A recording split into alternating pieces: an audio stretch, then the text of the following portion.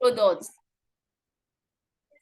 I need these products from your organization in the next 5 days. Can you deliver at exactly 5 days? Or do you want to start telling stories that, oh, you can't deliver this and that and that? So these are the value, and these are what people will pay for. Is it that, are you accessible? Can anyone just pick a phone and say, okay, let me call this organization. They are good at this, they can deliver. You know, these are the value you should think of. You should think of. So when you are putting down your own, I'm sure you are all putting it down, because this is to help you have the understanding of how it works and help you build your own business model Canva. Who is that writing on the screen? Can you stop that, please? Rukoyat. That's that for the value proposition. Any other person, anybody from another industry, the value you give, what does customer pay for? Why will customer come and patronize?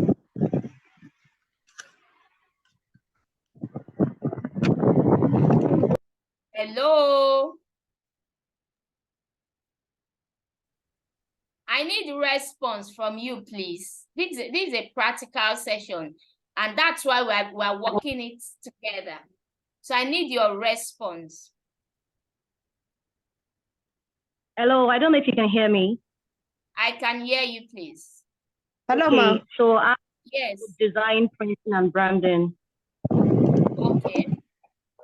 Design, brand, and print products like customized clothes, customized t-shirts, customized pillows, and other gift items, either for corporate organizations or for individual clients. All right. So I basically now, work with. Yeah. So as now, who exactly are your key partners? What are your key activities? Then what value do you give? Okay, my major key partners are the graphic designers that work with me, printers that handle different kind of prints, because the kind of work I do involves different kinds of prints. So I work with different printers that handle specialized projects like that. I also have a team of workers that work with me, like my own assistants. And I also work with delivery companies, because sometimes this is have to be delivered to clients across different locations. So those are basically my partners. All right. So your key activities on a daily basis. Okay, my key activities, it starts from sourcing of the items that I need to work with. In a case where I'm working on branding, t-shirts, maybe caps, and other kind of items. So it starts from me sourcing for these things by contacting my suppliers. I have suppliers who supply these things to me. So I have like different options of suppliers. And after getting these items, I work on the design that will be done on those, branded on those items rather. And that's what I do with my graphic designers. And once we're done with that, we move to the production phase where all the other processes go on. And then we move on to. Okay, thank you for that. Then what value at the end? Control as well.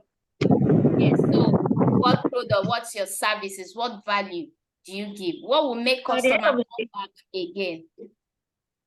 Okay, I always make sure I deliver very good quality prints, and my jobs are always executed with utmost care, caution, and everything. So I make sure that the design stands out.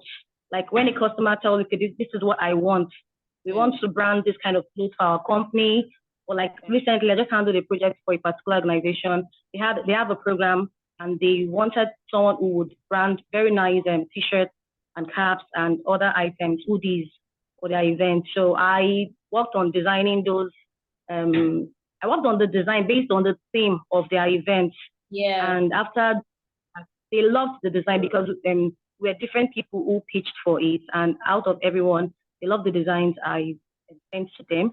So they contracted it to me to carry out the project for them. So I basically designed those clothes, and at the end of the day, they were wild. Like, they loved them. So I always I pride myself in giving clients what they want, even going beyond what they want. And when they see my designs, they love it, and they're always happy to refer other people to me. So I actually got that particular job based on a referral of something I had done for somebody else. So they saw it and loved it, and they reached out. Very good. So that's it. I'm glad that we are getting it.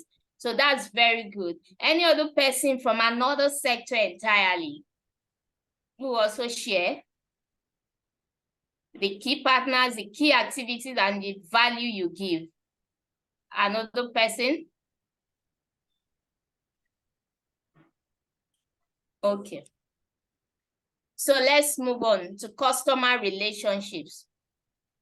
What type of relationship does each of your customer segment expect to establish and maintain with you? Which one have you established? How are they integrated with the rest of the business model? Then how costly are they? So now, talking about customer relationship, in a simple term, how do you relate with your customers? Do you offer that shirt, branded work, and you leave your customers? Or do you call them regularly? Oh, how are you doing? Happy birthday or happy new month and the likes. Is your business? I usually reach out to them. Yes. So that's what we are saying, customer relationship. Do you have a kind of thank you? Do you send a thank you card after they have patronized you? Do you reach out to say, how is the dress? How is it looking?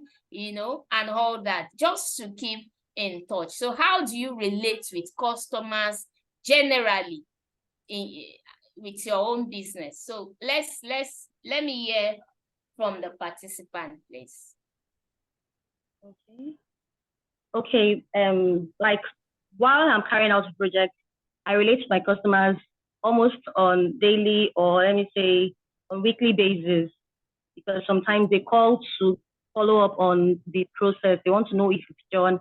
Sometimes they give dates that it looks like it's impossible for that work to be achieved by that particular day. But I try my best by also making sure that my team and I work like tirelessly to ensure that that project gets ready by the time they need it. And after they get the jobs, I make sure that I get to hear their feedback, whether they like it or whether there's anything that maybe is like a complaint or something. But most of the time, there's usually no complaint. They are always like very impressed, and they send their appreciation notes as well, like, oh, thank you for doing this. I also send my own thank you notes to them. And from time to time also, I still contact them just to say hello and just to be sure they're fine. That way you kind of keep yourself on their mind, because when other come up later, they would remember you. You don't just do a job for somebody and just disappear, like they never hear from you again. So occasionally I actually reach out to them. I just call them to say hello and just that. Okay, thank you very much for that. Now, all right. So any other person? Okay. Sorry. Yes, ma'am. Yes, please. Coming to agriculture in terms of customer relationship, as a producer, we have a relationship with the wholesalers. Yeah. And in those relationships, some of them, we have things like contractual agreements. So building a strong connection with your wholesalers is a very important aspect of the whole game. So you have to have a strong level of connection. That means communication is very vital in this relationship. That is the aspect of that. Then we have what is called community engagement. So in community engagement, is a two-way thing, actually. If you are like a large producer which comes to that village to make production, and maybe you farm and then later on you carry your farm products and go, you have to well enough have an engagement within the community, such like local community events. You need to support those events, and then you need to bring initiative, and then you need to kind of address community concern. So that is what make you different from other people that comes to that community to farm or make production of crops. So that is another part of it. So we have another one called supplier relationship. So that means in terms of supplying your goods to other people, when you have relationship with the other people that are like retailers that you supply goods to as a farm producer, you need to also have strong relationship and maintain a cordial understanding with them. So all this, there is one vital thing that is very important in the whole relationship of farm production. You need to have a high regard to the community, and then a high regard to the rules that bind your business. All right. Thank you very much for that. So, okay, now let's move to customer segments. We've talked about your key partners, your key activities, your value propositions, your customer relationship. Now, customer segments. Who exactly are you providing services for? These times in business plan, we call it target audience. So now in business model, it is named as customer segment. So who are you providing services for? Who are your clients? Who are your partners? Your vendors? Then what services, what value exactly are you giving each of these people? So now your clients, the guy from agri sector, who are your clients? Haven't known your clients, haven't known your partners, haven't known those who your vendors are.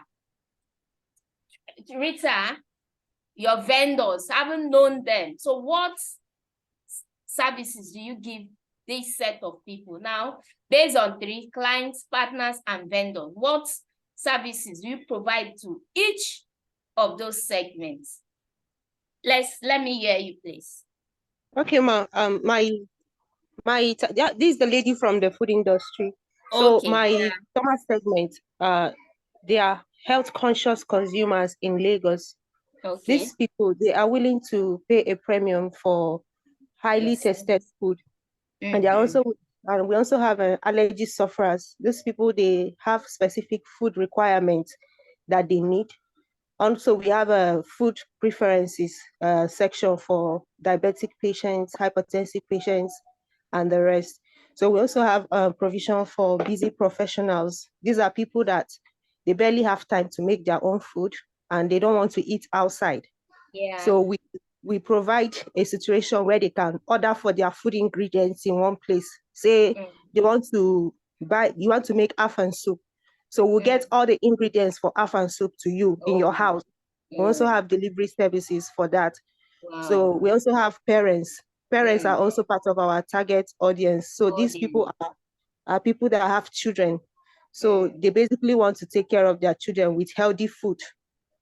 These are our customer segments, ma, and how we provide services to them. Yeah. Thank you very much. So the from Agric. All right. Thank you very much, ma. Actually, in the customer segments, we have retailers. Okay.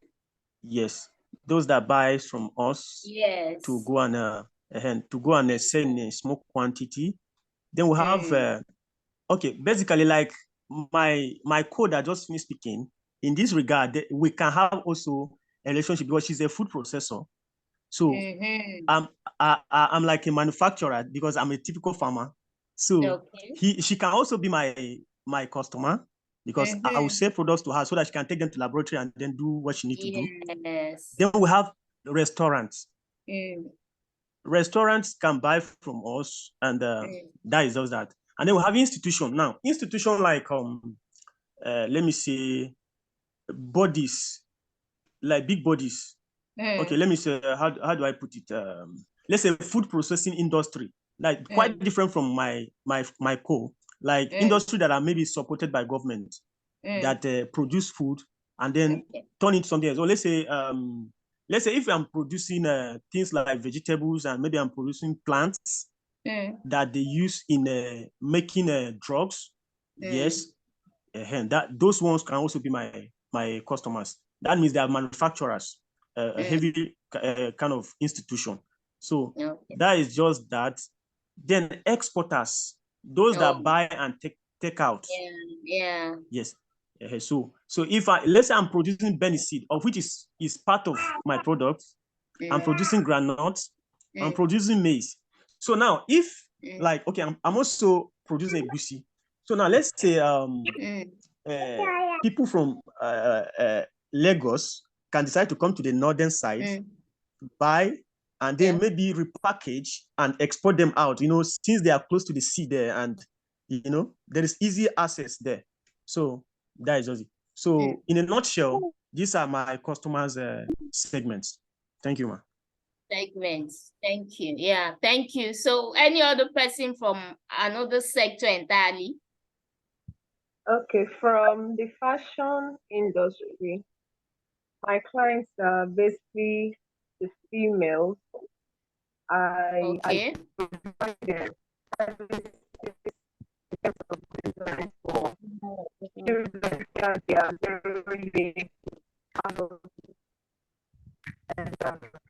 I make sure that I deliver on time. So my partners, street vendors that sell materials on my street or in the main market. That's where I source my materials basically. I've not started ordering materials, but everything I need is within my locality. Yeah. And for my vendors, I have not really established a vendor platform, but I am very certain of the client. So I get my clients both from referrals, and then when others see what I wear, they can also ask me to replicate those friends, families.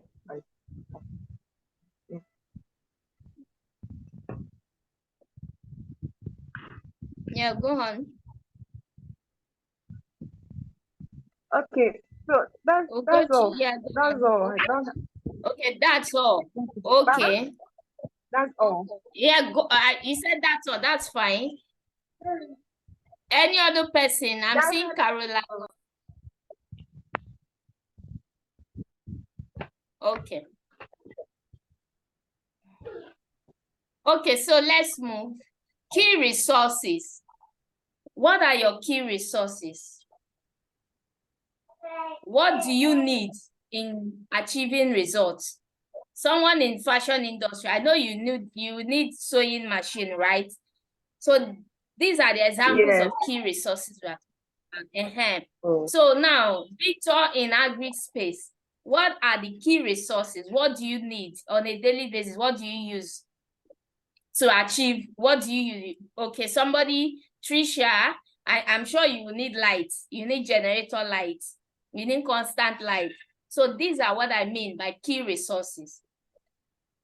All right. What exactly? So your key resources, please. Well, as an agriculturalist, or let me say, okay, actually I'm a graduate of accounting, but I just have passion for agri because I grew up as a farmer. Wow. Yes. Okay. So talking about the resources, in farming, we need vast land. So land is one of the resources. And, as a natural gift from God, most times, if you want to farm in a place, you have to let's say, because of the fact that you want to do a large farm, you need to look for an area and go. And then you need to buy that very environment, or you need to be renting it. So land is a resources. Finance to rent the land is another resources. Then seeds and planting materials is another resource that we really need. Most especially if we want the agricultural sector in Nigeria to have higher economic value, we need to have crossbreeded seeds, like seeds from, that biotechnologists have. Can I put it biotechnology? I don't know how to put it, but as an accountant, let me just put it this way. Yeah. Okay, seeds that have been worked upon to bring out a good quality. Okay, let's say not just our normal kind of seeds. So we need those kind of seeds to Then we need labor. So these are a few I can mention. The list cannot be exhausted. We have so many needs, like in terms of resources. Relate it to your own business. We are having a practical session.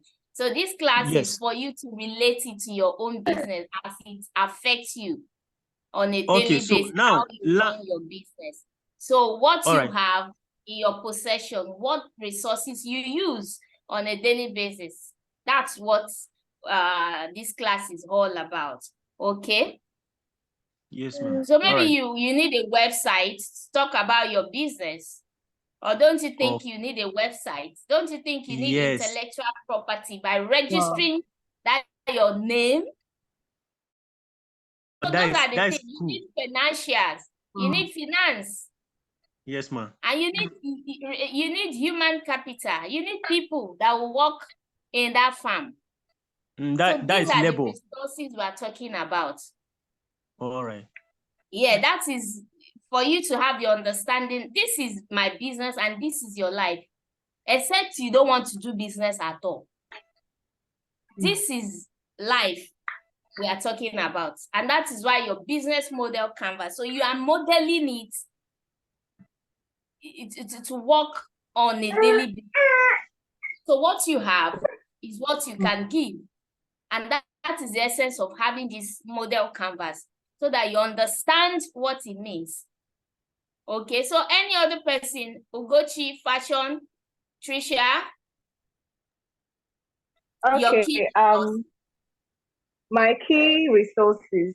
Yeah. As a fashion designer, Okay. my major key resources, my sewing machine, my scissors. I need light always and iron, so that I'll be able to iron out some creases. So now you now break it down. You need iron. How many iron? You need staff. How many of them? How many staffs do you need to make a particular number of dress? You know, these are the resources you should know. Iron, how many iron? How many pressing table? You know, these are what I'm saying. So go on, please. I'm just giving you a clue on what that particular aspect, how you should answer that. So go on. Yeah, thank you for putting it up in a way I will really understand the more. Regarding the sewing machine, most of the time, because I do my business from the house. Okay. And it's not usually easy when you have to source for materials and do the sewing and all. So in terms of manpower, labor, if I have up to 3 persons or 2 persons working with me, it will help me deliver faster and even before the scheduled appointment. So having more than one sewing machine to like 2 or 3 will also make work faster. Most of the times you might be working with one machine and it will break down, slowing down work, and by the time you get it fixed, time have already gone. I'm limited to the kind of machine I'm using. I use manual, and most of the times working in the neighborhood is a challenge because of the sound. But one thing with industrial machine that you can work at any time without anybody being affected. You know, we also put in consideration what we call noise pollution. So yes, and another machine I also need. I should work with, but I don't have currently is the weaving machine. Okay. For thorough finishing. Yes, because one thing about sewing is finishing matters a lot. Most of the time, clients tend to come back when they see that not just that you deliver the goods this time, but your finishing is on point. But when you are not able to access it, because I moved to a location where accessing those things were really difficult. It was really affecting my business. I kept on trying to make up in a way I could and explain to my clients. Thank God they understood, and I try my best to deliver on point. So these are basically what I need, and then a standby generator. This one, my area, they try and give in light. So light, sewing machine, like 2, 1 weaving machine, 2 pressing iron, scissors, as many as they can. We have the all right. So now this is This is to help you. This model canvas is to help you list those things. So when you are filling your own, you list all those things, the key resources on your own template. So you might be lucky, somebody will ask you, send me your business model canvas. So once you have listed them and you sent it out, whoever is reviewing will understand that, oh, so these are your key resources. Then we have a session also that will talk about the funding you need also. So when you don't know, understand the key resources, what exactly you need, you might not know how much you will need eventually. So this model canvas is to also guide you, to help you, so that you are investment ready in case when the opportunity comes. Okay? Yes, sir. All right, ma. In light of this very topic, or let me say subtopic, I have a question, because you said a lot that really got my attention and got me thinking when I talked about the key resources. So I would like you to like give a little light again, because I was actually jotting as you speak. I'm using my laptop to jot. So I take down points of what you said, and I want you to like revisit that aspect again, because I really find it interesting. Okay, which aspect is that? The key resources in agri, because the way you enlightened, you mentioned them were quite more interesting than what I was saying. So I want to like hear more from it. Okay, so when you are looking at key resources, you have a land. Is it not, you can't be talking about agriculture without having a land. Even if you are not the one that is working on the land, you have a land that is bringing ahead, that you are planting, right? So now, let's assume you want to plant yam. How many staff do you need to plant yam? Okay. Let's assume you want to harvest 1,000 tubers of yam at the end of, okay, yam takes time, right? Let's go for maize. Maize is like 3 months, right? Okay, let's do ugu. I know ugu is 2 weeks time. Now, you want to plant ugu, vegetable leaf. You have a land. How many plots of land do you have? Okay. How many ugu do you want to get at the end of 2 weeks? Let's assume you have 50 women who are ready to take off the ugu from you.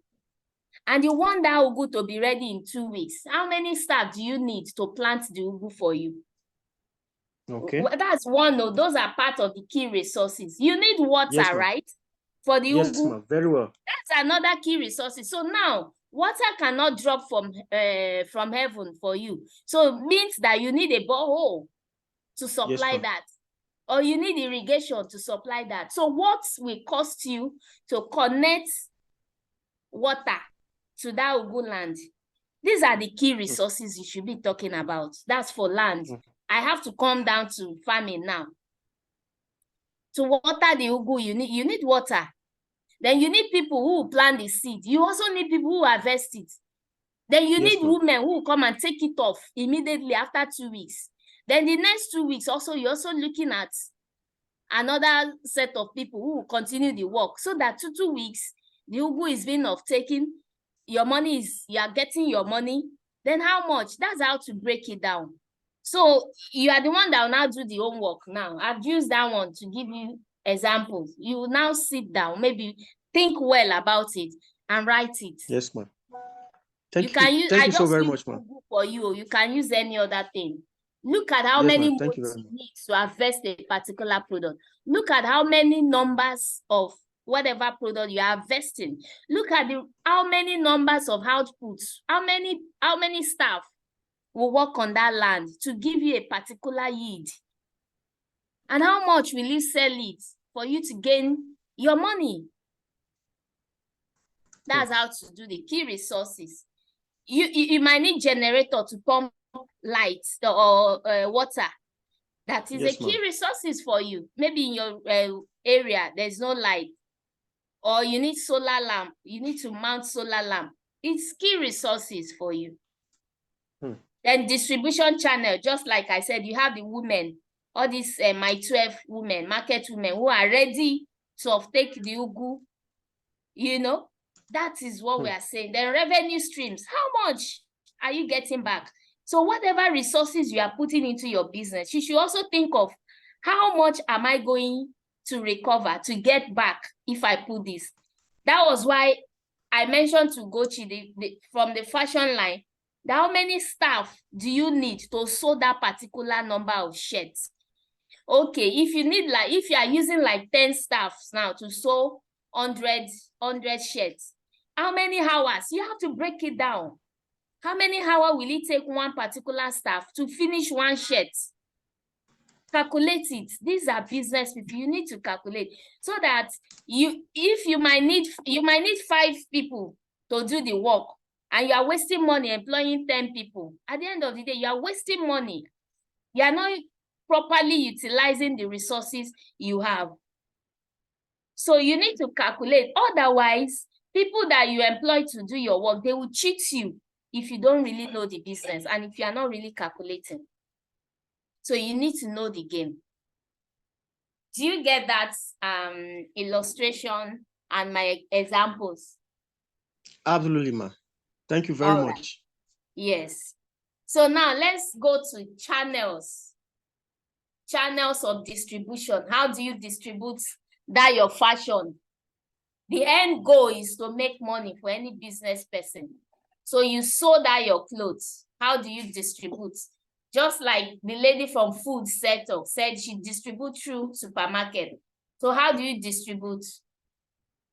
How do you reach your customer? Do you do online marketing? Are you the one that position yourself online, you know, making the noise online and reaching your customers?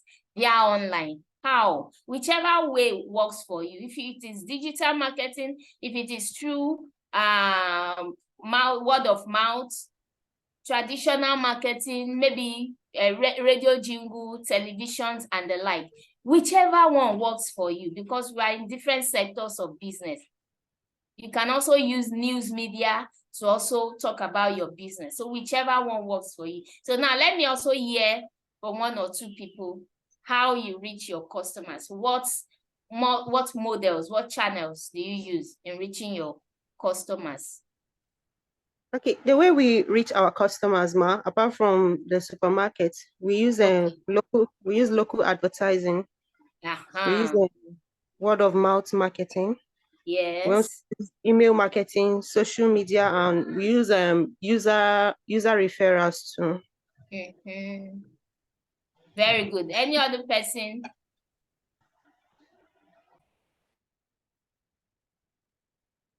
Okay, like in our own aspects, let me just mention restaurants. That is food service channel. We use food service channels.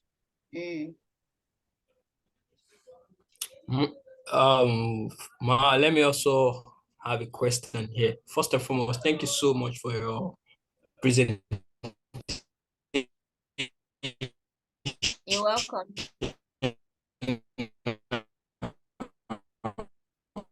Walking us through the business canvas model. So, sorry, can you hear me, please? Yes, hello? Please. Yes, I can hear you. So my question is just very direct. What I know about the value proposition is that what is that distinct values that is totally different from other people in the industry or the firms doing the same line of business or the product or the services you want to be offering? So like, can you please walk me through? Is it like, does it need to be in the same thing, or there has to be a peculiar, unique something, values in your service or your product? That is just, I want to know more better or in depth about value proposition. Okay. Yeah, so when we are talking about value proposition, that's a very important section. We hear it every time, everywhere in business class.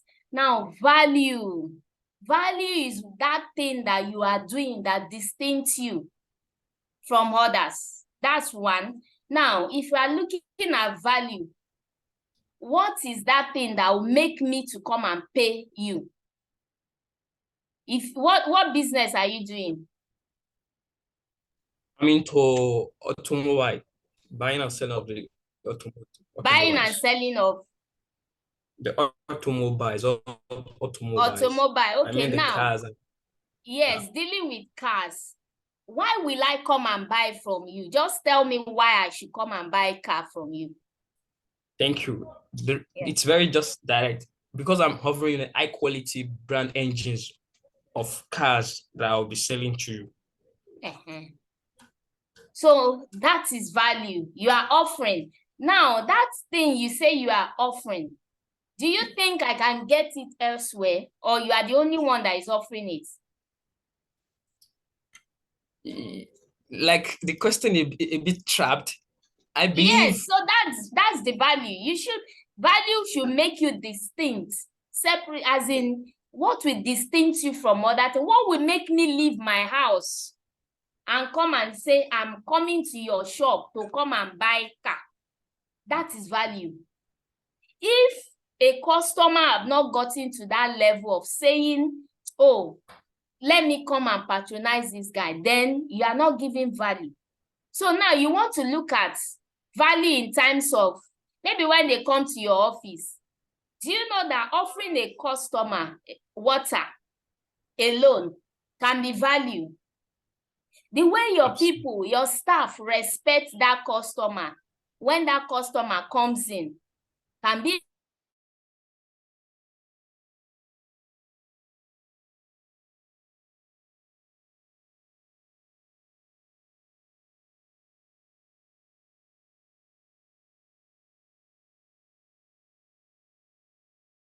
come now, madam, come now. What do you want? What do you want? Do you think you have given me something that will make me come back? No. So that is what we call value. Value is what I will say, when I went to that guy's office, so he offered me 1 cookies. You know, some people, they even go to the extra length of when you visit them in office, they will make sure that your office is clean, make sure that the customer service attend to you very well, make sure that what you want in a few time, they give it to you. So if I say I want to come and buy car, let's say you are selling car, right? I want to come and buy car and I'm coming to check the car. You don't even know who am I. The next thing is, madam, what do you want? What do you want? And I'm trying to check the car to know what exactly I want. The next thing, you didn't even come to me in a polite way. Madam, good morning. Then welcome to our office. How may we help you? Nothing like that. These are little things that we call value. So when you hear the word value, don't think it's a big kind of grammar. There must be something that distincts you, something that will make me to say, the way he attended to me, I love it. When I sent email, the way they responded to my email, very prompt. Those are the value. It might be time conscious. It might be fast delivery. It might be that you have that neat environment. Just think about what is good that somebody can say, I will come again because of this little thing that you did for me. That is value. Thank you. Yes. Thank you so much, seriously. Yes.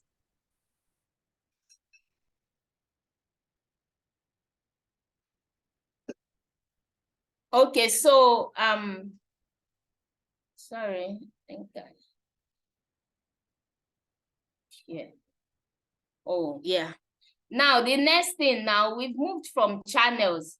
Let's go to cost structure. Because of our time, cost structure. What are the most important costs inherent in your business model? Like I mentioned earlier, that you might be needing 5 people to do that particular job. Meanwhile, you have 10 people. At the end of the day, you are paying to 10 staffs. 10 staffs, and you can use 5 staffs to do that job. Why getting 10 staffs? So that is where the cost structures comes in. You need to be focused on that particular thing that really matters. You need to learn on how to cut off a lot of expenses.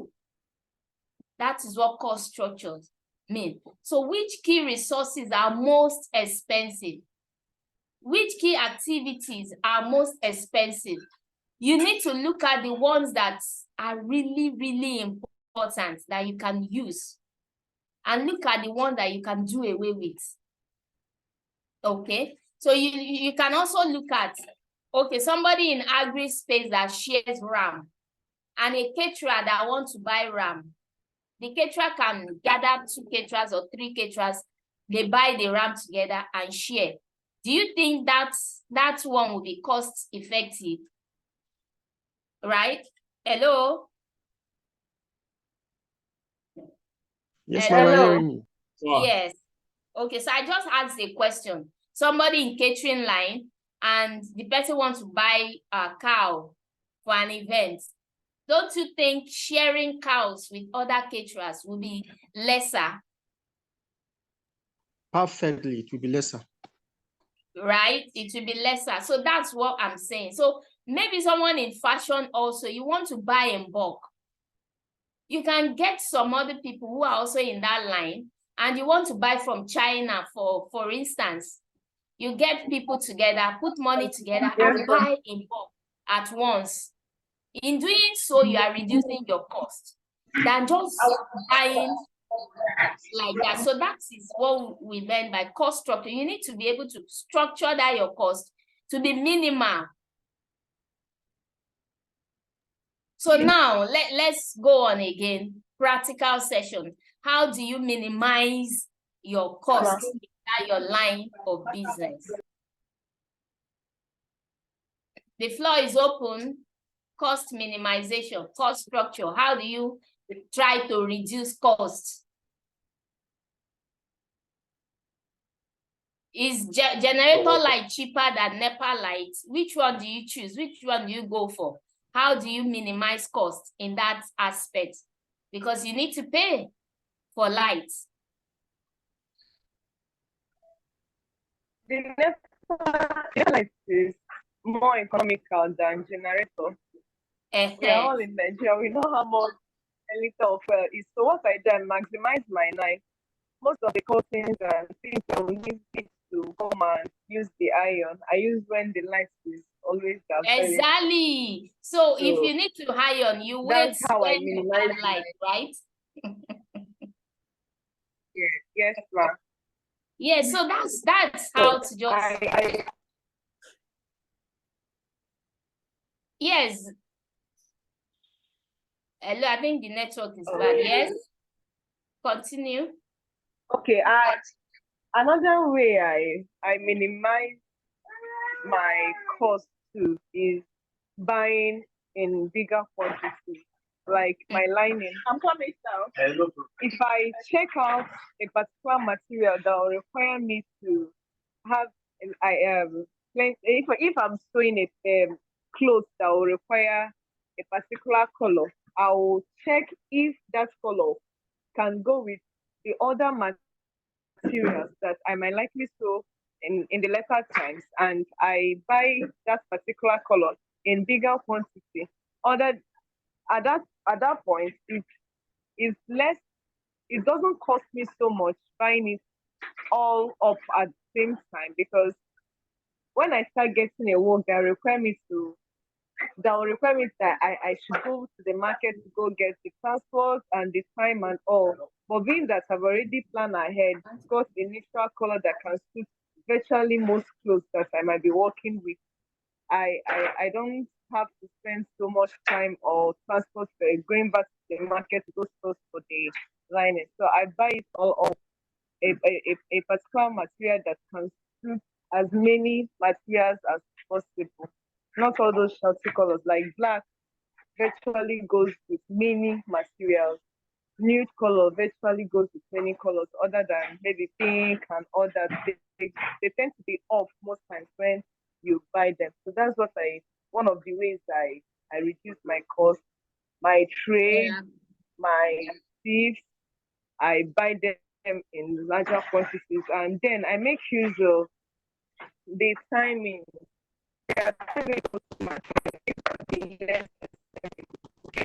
Like we do auction sales. Yes. So I take advantage of such times. Yes, I take advantage of such times and I make good use of it. Thank you very much for that. Any other person? Another sector? Yes, ma'am. Okay. Yes, ma'am. Like in my own part as in agric, let me speak like an accountant. You know, we have when you're talking about costs, generally we have variable costs and you know, we have other kind of costs. Yes, ma'am. Can you hear me? Yes, please. Go on. Okay. On my own part, I'll be talking about variable costs, labor cost, and land cost. Now, these are things that are directly affecting the area of my this thing. Now, in terms of labor costs, instead of paying people that will farm for me for like 1 year or be paying them monthly salary, I'll adopt a seasonal kind of a payment. Exactly. That is since the crops have a season to be weeded, season to be planted, and season to be harvested. So instead of carrying someone that will be like, okay, he perpetually be collecting one month salary every month salary, I will just decide. Yes. And then choose seasonal laborers that can come when it's time to plant. I'll pay them a stipend, they will go. When it's time to weed, I'll pay them, they will go. Then when it's time for harvest, I'll pay them, they'll go. And then in terms of land, what I would do in order to minimize my costs, if I don't have the needed capital and I want to continue my business, I will, instead of buying a land, which will cost me a lot, I will decide to be renting. And even my renting, I'll be renting it seasonally. So based on the season of what crops I want to do. So if it is a time of, let's say like in April, where I would like to plant granite, I'll rent a land that I'll plant my granite. And then in the next 90 days, my granite is done, I'll harvest. If it is rice, the same thing applies to it. That is how I'll do it. So if it is time for me to plant Benny seed, which is, it has 2 seasons. We have the rainy season Benny seed and dry season. So I'll decide to choose at that point, and then I'll minimize my cost by not renting, by not buying that land per se. So I'll just be renting per those seasons. I'll be needing those lands to cultivate those crops. So that will minimize my cost for me. Yes, thank you very much for that. One more person before we go to the last building block. Hello. Yeah. Good afternoon. I mean, good morning. Good morning, Thomas. Yeah. First and foremost, I want to thank you for this wonderful conversation and teaching and learning process. I must appreciate you've done very well. This is good. Then in my own part as a distributor, but I'm into cross produce. So instead of, if I want to buy from a community and shift to the town, maybe for instance, I want to use my car and convey my goods always to the town, then I'll pay with somebody who has already bought equipment. Yeah. Then if I'll compare the prices, if it's to bring to the town or using the second partner in conveying the products to the town. So if that is okay, I would rather go for that and free my own side. Thank you. Yes, thank you very much for that. So now let's go to the final block in the business model canvas, and that is the revenue streams. Every business is out there to make profit too. You understand? So if you are into a business, you should, underground, you should be thinking about profits, right? So now, what are the revenue streams of income? What can, that your business, how many streams of income are you getting? Are you running training? Someone in fashion? Are you selling? Are you sewing? Are you training? Are you getting income from those aspects? So that is what revenue streams of income. what we mean by that. So whatever streams of income you are getting from that business, these revenue streams is where you are going to then list them. Okay, you run training, you get income from this session. You get subscription fee. Maybe someone in agri sectors, you can say, okay, anybody who wants to subscribe to be your off-taker, they pay a subscription fee on a monthly or maybe weekly basis or whatever, how you want to charge them.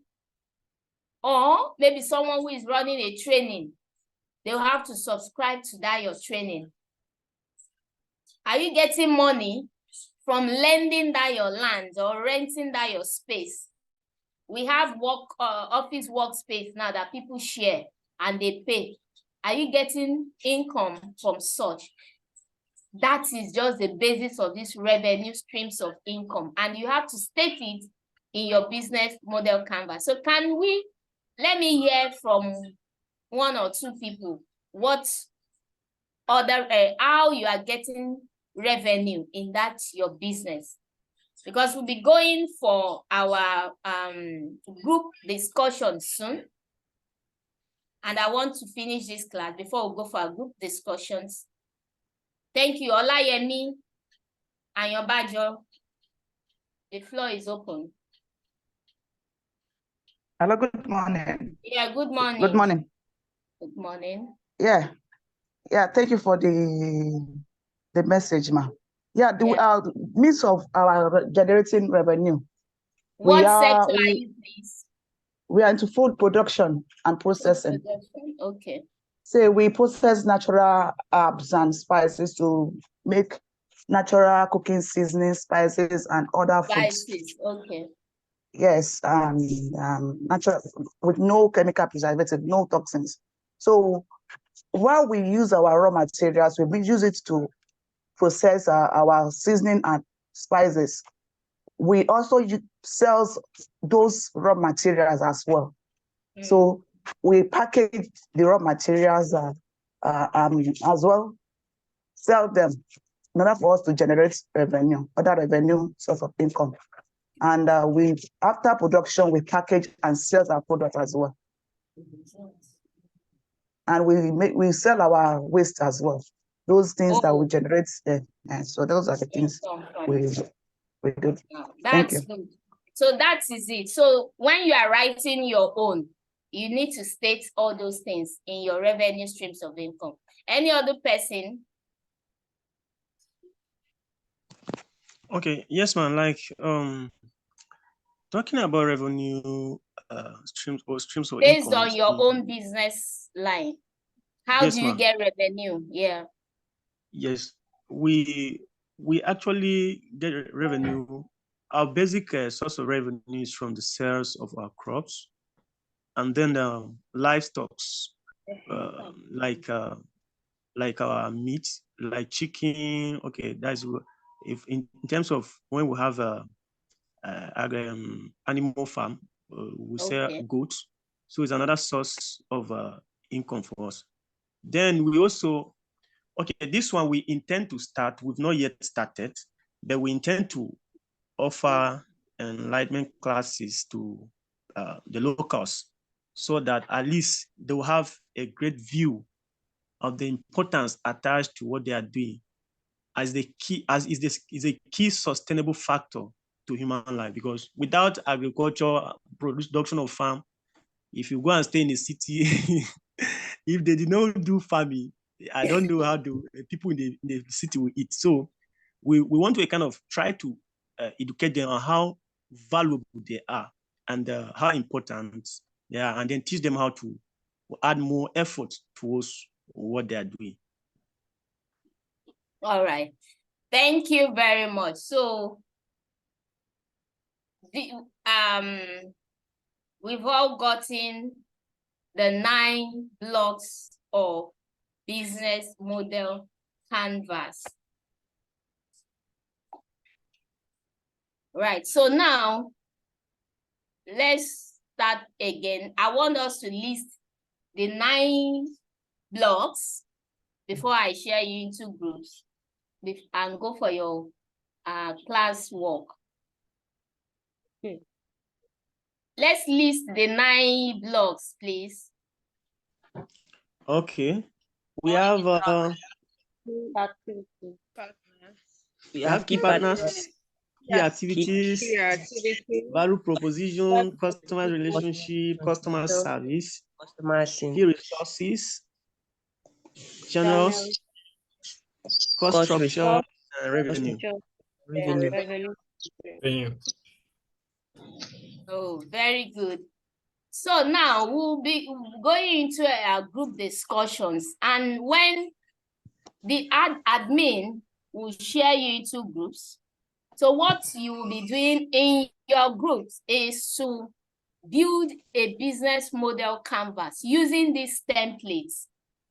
You can use anybody among you. You can use anybody's business. But what I want is for you to build a business model canvas so that by next class, we'll come back. This is 11:30. We have 30 minutes to go into our breakout classes for the group work and come back by 12.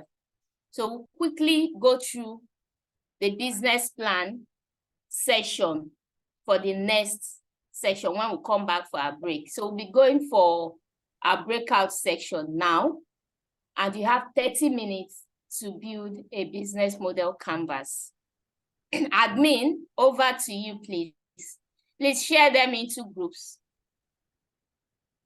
to go and work on the assignment. Build a business model canvas using anybody's business, using from any sector. I want to see a business model canvas.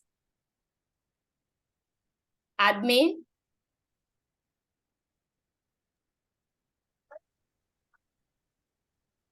Is she still there? Hello?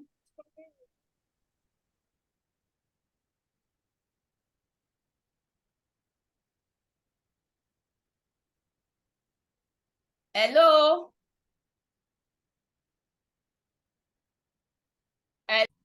Okay, so those who join the group, can we hear your experience? Those that really participated in that breakout session, can we hear your experience before we go to the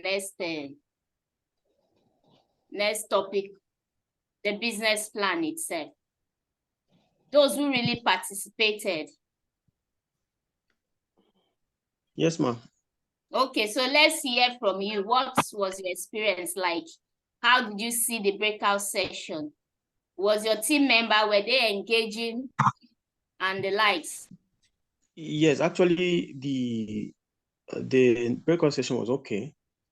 The only issue we have is the time is not enough for us to finish everything we started, because it was something, let me say, it's like we're just learning for the first time, because we know of business plan, but knowing of a business market model personally or something, this model stuff, I've not had the idea of it. So it was still a good experience. It taught us a lot. So basically, we used my business plan to simulate the model.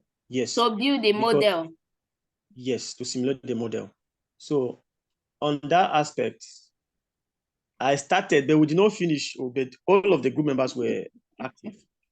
Okay, so how was the engaging section? The other team member, were they also contributing? Because we want to make sure that it's engaging and you are really getting something out of this section. So that's why it's not just any class. We are taking our time to make sure that you get the full understanding of the section so that you are able to do this by yourself. Because if you need to pay a consultant to do this business model canvas for you, you are going to pay high. So why don't you take your time to learn and then do it yourself? That's just the essence of this class. So that at the end, I want to hear that this is what I did with my business model, and I was able to attract so amount of funding with it. It will be my own joy to hear such. And that's why we want everybody to participate, to engage, ask questions, and that is how you get to know how to do it. Yes, so that's yes. So in that regard, we started, but we are not yet done with it before they call us back. Yes. So I don't know if it's possible for we really don't have assignment. much time to do that. That was why I gave you 30 minutes to do that. Okay, but we have another session. You will go back to complete your work after the business plan class. So we want to go into the business plan proper now. So after the business plan proper, you go back to that same breakout section and complete your assignment with the full knowledge of the business plan now. So you can then infuse the business plan into your business model canvas as a group now, not as individual. Is that taken? Yes, ma'am. Okay. All right. So is there any other person that wants to share with us? Admin, can you please enable me to share my screen? I can't share my screen from here. So someone else that participated in the breakout session, let's hear from you also while I'm getting ready to share my slides. Well, my experience is... Yes, Hello. Bukola me. Okay, I said Hello. my group, Yeah. in my own breakout group, my experience is quite similar to the persons that just finished speaking now. Before we were all able to connect and come on board together, it took a while. And we also had some technical challenges. We actually started, but we were not able to complete it. So based on what you've said now, after this class, we'll try to complete it. So we can't really explain much on what we did because we didn't go too far before we brought back. Okay, you have another time to go back to that. So let's see. Someone else, Johnson. Hello.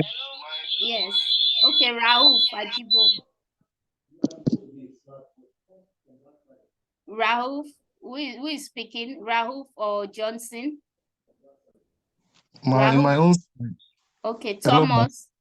yes, ma'am. In my own side, we lost almost everybody. We were just two. So we are trying to deliberate, but we just came out with little things based on supply, based on food supply. Right. So we just know those people in your group, because at the end of this class, you're going to pitch that same business model. We'll have a pitching session next week. So you're going to still continue with those your team members. All right? Yes. Okay, so now let's go on to the next class. Okay, ma'am. Sorry, hold on.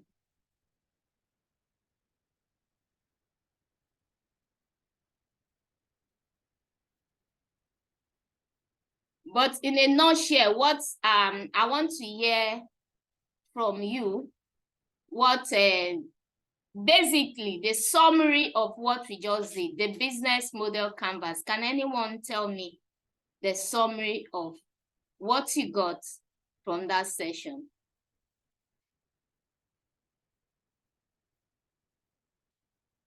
Yes, I want response. What did you get from that session? In a nutshell, tell me your name and tell me what you learned, from the business model canvas session. All right, good afternoon, ma. My name is Vic. Yeah. Can I go on? Yes, please go on. Okay, my name is Victor Matthias, and I've learned quite a lot from the session we had. And the key things I learned, we talked about key partners, which has to do with the people that, let me say, the stakeholders, let me put it that way, of the business. We are partnering with that very business. And then we talk about key activities that has to do with the basic activities of the company.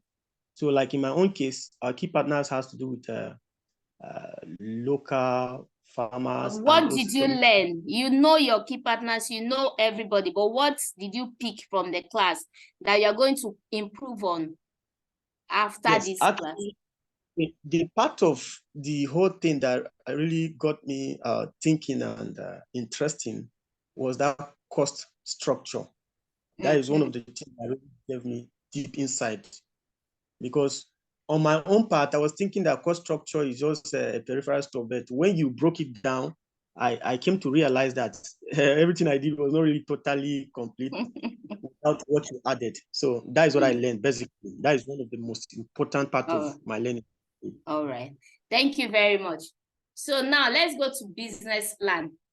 You know, I asked earlier that what do you understand by the words business plan, and most of you have given a good background on that. So now let's go to the meaning of business plan. Business plan is an essential written document that provides a description and overview of your company's future. You know, these days, I always say business plan is that document that investors doesn't read. Do you know why I said that? Because you have a 50 pages business plan, 100 pages business plan, and the investor will say, or a program, you're doing a program, they will say, oh, send your business plan. You have 50 pages. So do you think those people will sit down and start going through that 50 pages, one after the other, one after the other? They don't have that time. So most of the time, what they do is to give it to a consulting firm that will now have to go through your business plan one after the other to assess you, the business owner, then to assess the real truth and facts about your business. So in a nutshell, you need a template because your business plan is you and is a template on how to run your business. That's just it. A template, you have it. It's a document, you have it. So when they say submit your business plan, how many of us applied for FCMB entrepreneurship program?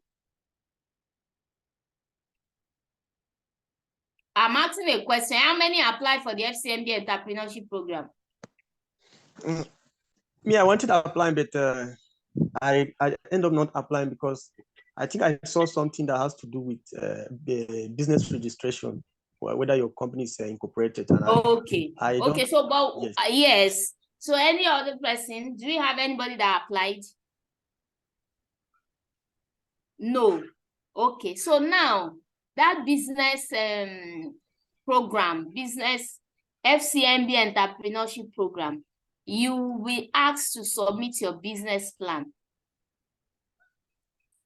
If you apply for Tony Elumelu Foundation, how many of us have gotten that fund here or have applied somehow or sometimes before now? Hello, I try, but when I got to the business plan, I jump off from the fence. You jump over it. I was not even selected. Okay, so you can see that there is no entrepreneurship program that you want funding that they will not ask you to submit your business plan. So you can see the importance of business plan now. Except you don't want funding, no. Maybe you are trading and you know you don't want funding, but as long as you want to get funding for your business, they will ask you to submit your business plan because they can only see you through your business and they can see you through what you've written down in your business plan. There is Flourish Africa going on now. The application is out now. How many of us have applied for that or is thinking to apply? I'm telling you, the application is out now. Hello? Yes. Sorry, what's the name of the Flourish Africa. Although Flourish Africa is for women. Okay. Yes, so it's not for all, it's for women. So if you're a woman in this class, look out for Flourish Africa application. And hello, I've applied. You have applied. Okay, yes. So let me tell you, after this applications session, you will still be asked to submit your business plan. I was trying to say the other time, but my network logged me out. I don't know what went wrong in my own room, that breakout room, I did not hear from anybody. I did not say. I was first put in group 6. Group 6. Later, I find myself in group 8 again, but no, I did not see anybody to discuss Okay, it. not I a problem. Not a problem. Let's move on. I'm asking, how many people applied for the Flourish Africa for women? Or okay, thinking to apply? Yes, I applied. You've applied. So if you are still here and you have not applied, you are a woman in this class, try to apply for that. But then there is a part of the program that you are going to submit your business plan. If you are also thinking of applying again for the Tony Elumelu Foundation, the application opens every January. So try putting your business in place because you are going to also submit your business plan. Faith Foundation is also another program you can also look out for. They also ask you to submit your business plan. If you're also looking at Womenpreneur from Access Bank, you can't go through that class and scale through except you submit your business plan. So I'm giving you all these things so that you know that the importance of having your business plan. Aside having the business model canvas, you also need your business plan because that is where you are going to put the strategy and the goals you plan, how you plan to reach the goals of your business. It has to be in your business plan. So I'm going to give you a step-by-step guide on how to write your own business plan. At the end of this class, my expectation, like I started also, that I want every one of you to be able to write your own business plan. So what are the guides? Research your industry.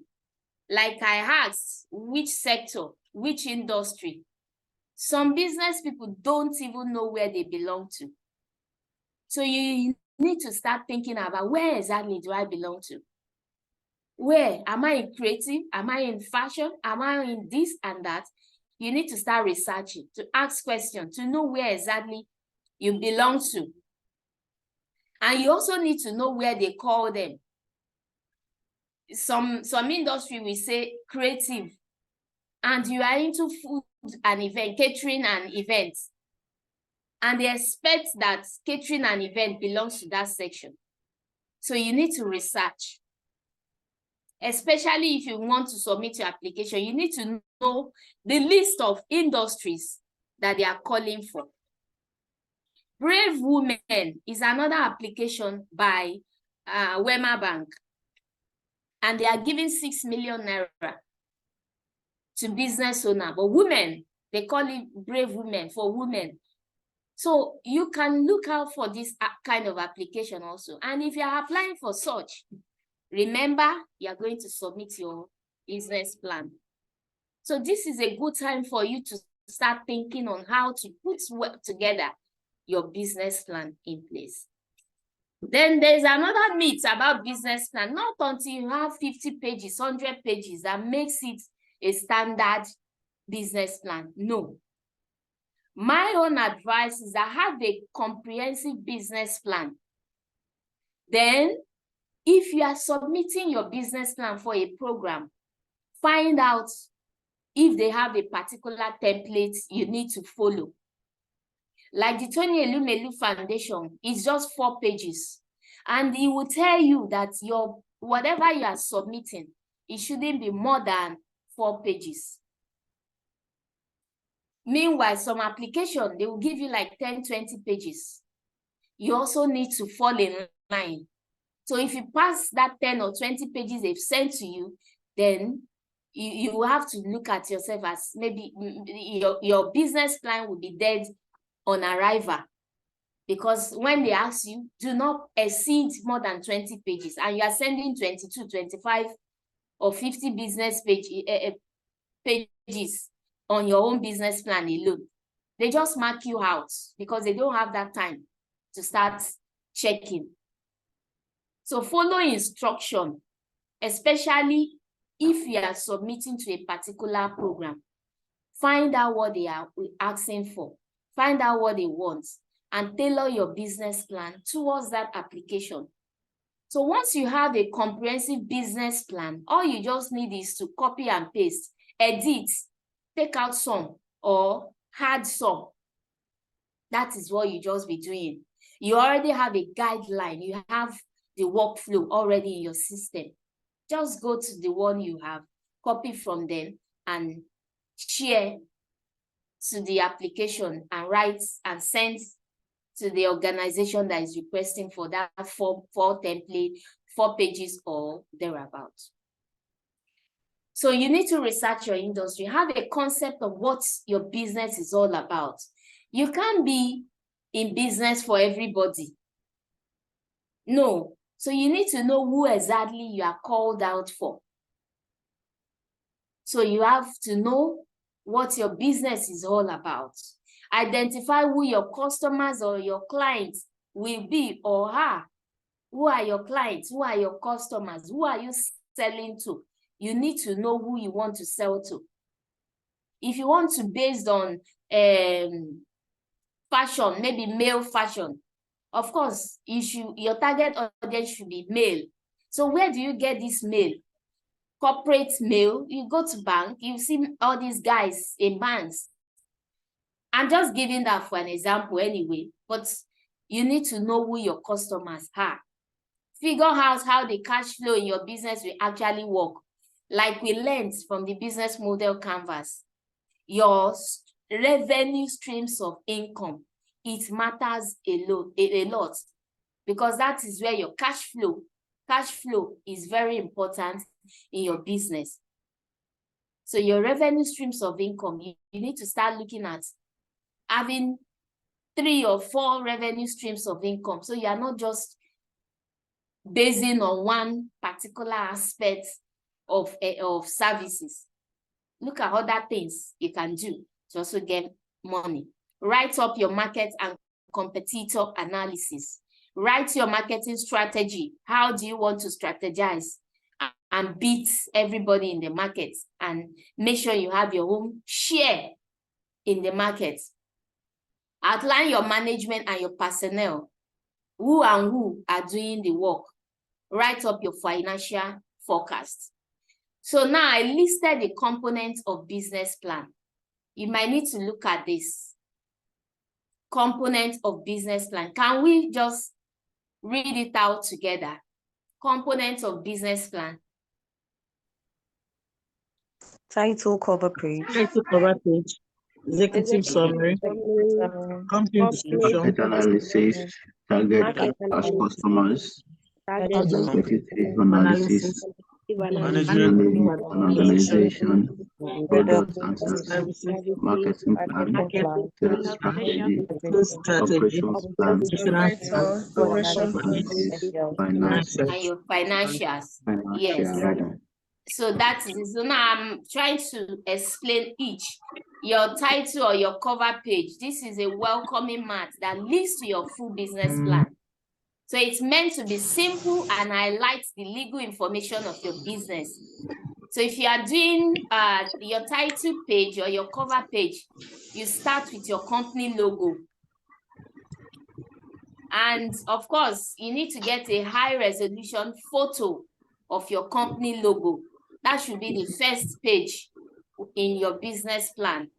If you are sending it anywhere, let that your logo go before. So when they open the document, that the beauty of your logo alone, let it say something to the mind of the reviewer.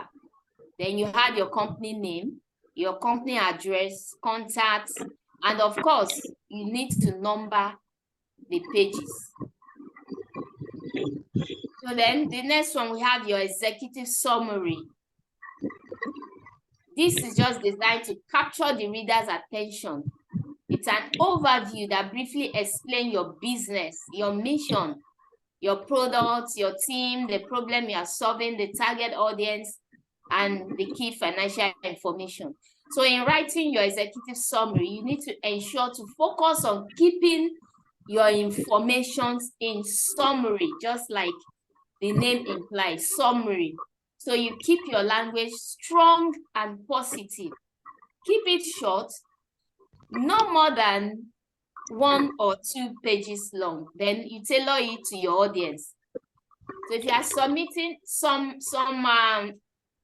organization or funders will ask you to submit just your executive summary. So if you have your executive summary from your business plan, all you just need to do is go to that business plan, copy out the executive summary aspect of your business and share it to the funders that are requesting for it. So your company description, which is the second piece of a business plan. I sent a template to the admin. I hope she has shared it with you all.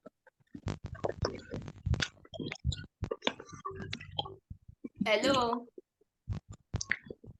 Hi. I hope you all have the business plan templates.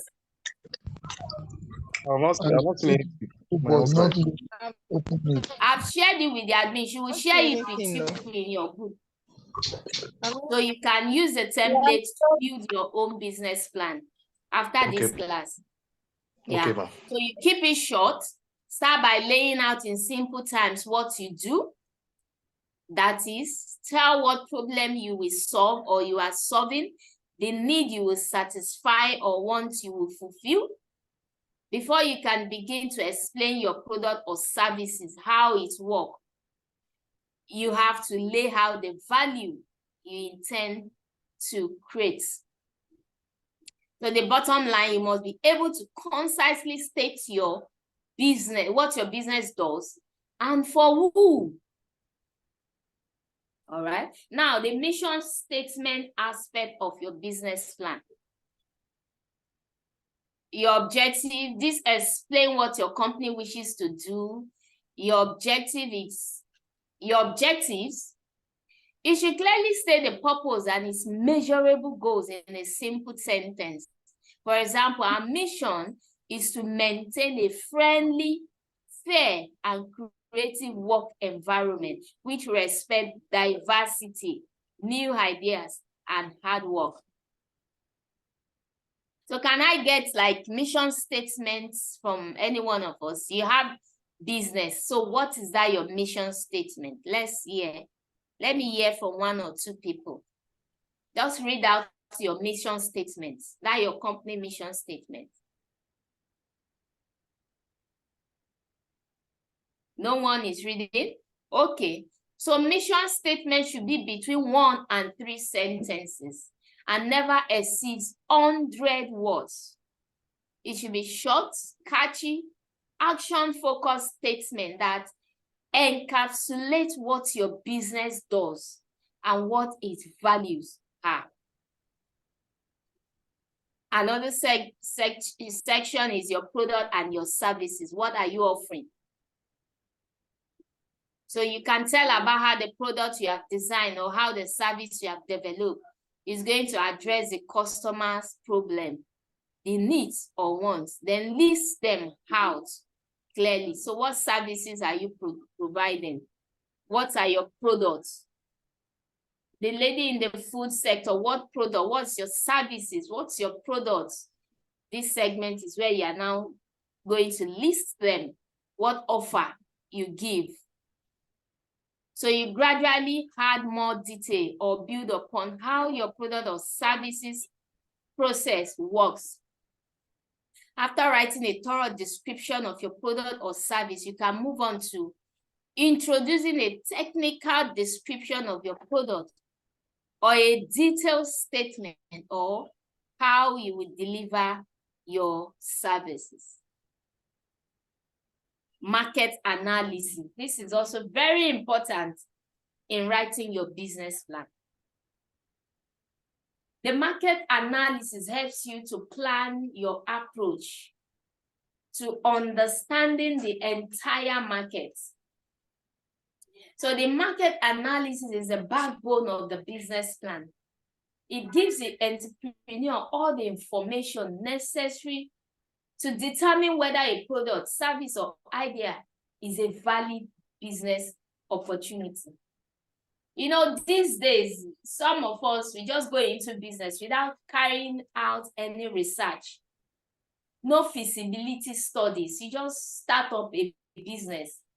And at the end of the day, you come out again saying, oh, you don't have buyers or you don't have customers. So now my question is, do you launch into business first, or should you carry out a market analysis to know if really, if you start this business, will you get buyers for it? Question, please, and I need response from all of us. Market or products? You need to start market analysis. Market or what? If you are starting with market analysis, tell me your reason. If you are launching your business first before market, tell me your reasons. The market analysis is for you to know the kind of business you are going in, then whether it is friendly or not, or because you must surely encounter competitors along the way. So you have to carry a market analysis first. That's on my own opinion, ma. That's okay. Next person. Market or product? You just launch your product without even doing any research, or you do research before you launch that product. Which one? Market was, because if you don't do your research to know your target audience for your product and how to generate the idea of how you will move your product to deliver the service you render to your customers, you'll not be able to cope well. All right. Is there any other person saying something? Okay, market analysis. I think before conducting market analysis, it's a win-win approach, whereby if you are launching a product, or maybe you wanted to engage in a service, there might be take for instance, you wanted to launch a product, which is a product prototyping among the groups of the developers or those who want to invent the product. Then that will give them the next link to go and conduct a market analysis. Who will be the consumer? So from the feedback or the market survey they've carried out, will give them the proper insight in order to proceed. Maybe they can always have a market for it. Maybe it's going to meet up the market demand and the customer satisfaction. This is how I perceive it in conducting a market analysis. The product has to come first if the product needs to be launched. Thank you very much. So let me take one more person. Market or products? Which one should go first? Okay, just like my other colleagues, right, have pointed out, market analysis goes first before products. It gives the person that wants to sell the service an idea on what the environment is in need of. If you are running that feasibility study and you find out that your product might not really thrive in that environment, it will reduce cost of production, maybe waste of production. But market analysis is always important. It goes first. It determines whether your product is actually needed in the environment or not. Yeah, thank you very much. You've all answered well. So now I want to give an example of market research I did with for someone in Ghana. He wanted to build an app, and this app is to have in Ghana there are these people they call trotro. That's the bus drivers, what we call our own, if you are joining public transport here in Nigeria. So their own public transport in Ghana, trotro drivers. So you want to onboard trotro drivers on that app so that they can get insurance policy through that app. And anybody who gets the app will be able to be insured against road accidents and the likes. Now, he had designed this product, very nice product, very nice concept, and he wants to launch it. You know, we met at the program, so he was discussing it. So I just gave this point that, have you done market research? You want to onboard truck drivers on this app. How many of them have the phone? How many of these bus drivers, how many of them have a internet-enabled phone? That is where we should start from. So we went to the market. We started asking, if we do this, if we launch this product, do you think you'll be able to download the app and onboard on that platform? A lot of them said no, that they don't have that time. Because one, they are sitting with their steering, driving, looking for passenger. So which time do they have to go online and be doing anything, insurance and the likes? At the end of the day, we discovered that that product cannot fly. So thank God for him that it was just a concept. You can imagine if he had launched that product, built the app, and started that business without carrying out market feasibility, he would have wasted money. So that is what market analysis helps you to do. You need to ask questions. You want to do this thing for particular people, ask them questions. And market analysis will also help you to give the right solution, the right value to customers. For instance, somebody comes to meet you that, oh, I have issue buying shoes in market. The issues of me buying shoes in the markets because I have big foot. So I hardly find my sizes in the market. That is a problem, right? So if you don't ask such questions, how will you provide solution to that problem? So that is what market analysis helps you to do. So you need to start that, you need to conduct a research, a market feasibility, which involves direct research of customers. So you need to gather information about customers. That is just what market analysis does. So in gathering information about customers, we have what we call primary research.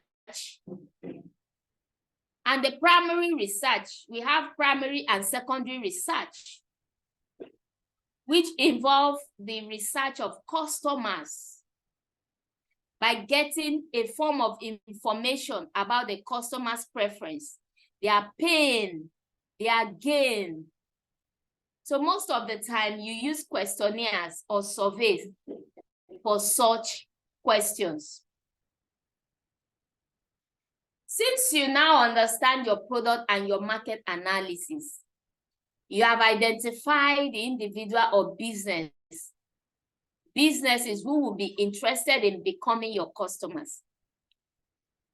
Remember, your product or your service is there to solve a problem or to satisfy a need. So as such, you will want to identify the characteristics of your potential customer segments, their customer demographic, their age. Where are they?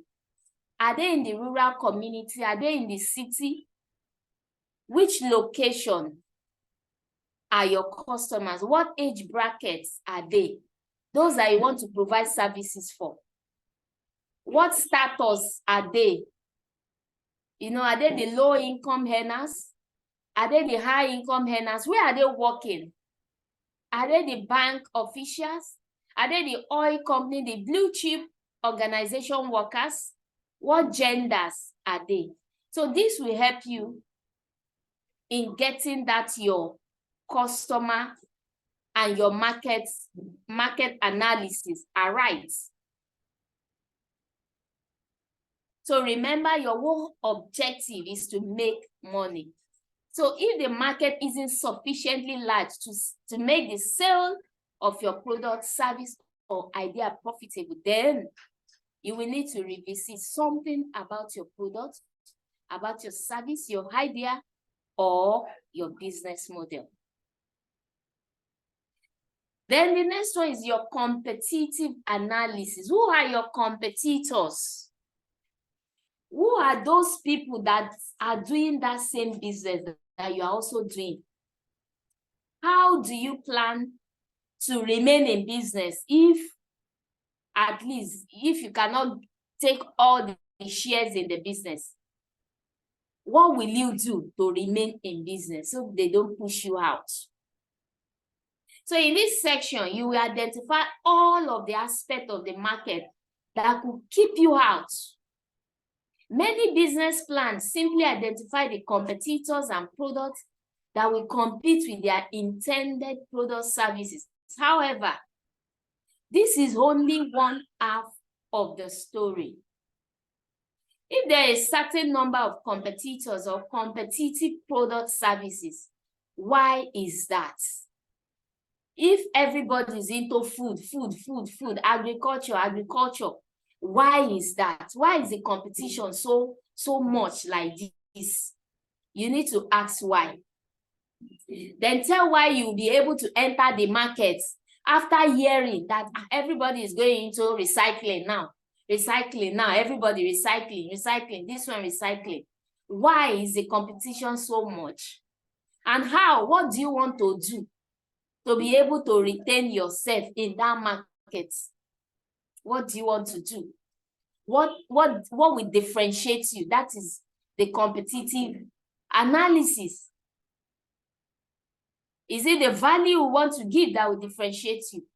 Is it how you want to do your own that will differentiate you? I have a friend who is into recycling. She knows that this recycling thing, a lot of people are doing it. So she cut herself out of the popular recyclable dirt and the likes. So what's she doing? She went to the streets.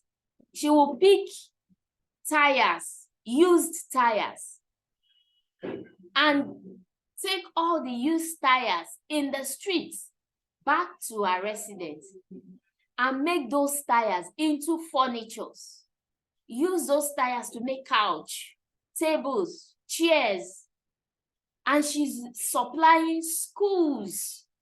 So she has been able to identify a niche that people are not doing. Fine, everybody is into recycling. But you need to understand your own, what you need to do, even in that recycling sector, that will make you outstanding, and people will be rushing for your products. She's making chair, making couch, making furnitures with tires. And these days, I learned she has quickly moved again. When she see that the competitors, people are now rushing to make a couch and the likes, she has moved again. She's now using tire to make sandals, to make bags and the likes. So how do you want to beat the market? Even if you cannot beat the market, how do you want to remain in the market so that they don't push you out? So list those who are going to keep you from taking their market share, or we try to take your market share.